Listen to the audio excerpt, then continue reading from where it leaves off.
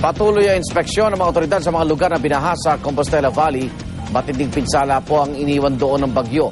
May live report si Rial Soroche ng GMA Davao. Rial. Yes, Igan, malaking pinsala ang ginawa ng bagyong Pablo sa Compostela Valley Province.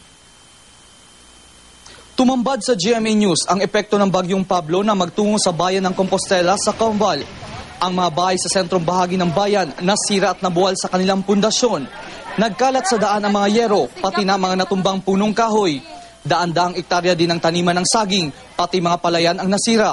Samantala, pagdating sa bayan ng New Bataan, pahirapan ang daan bago makarating sa poblasyon. Maliban sa maputik na daan, wala ring linya ng kuryente. Nang makarating ang news team sa sentro, tumambad ang 43 bangkay. Ang mga ito ay residente ng Barangay New Andap at Barangay Poblasyon sa New Bataan. Ayon sa mga nakaligtas, biglaan daw ang pagtaas ng tubig matapos umapaw ang isang sapa sa naturang bayan. Maliban sa pagkalunod, namatay din ang iba pang biktima matapos madaganan ng mga natumbang punong kahoy.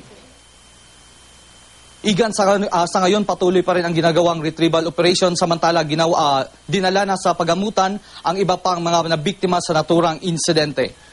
Yan muna ang latest mula dito sa Davao Region. Balik sa iyo, Igan. Maraming salamat, Rial Soroche ng GMA Davao.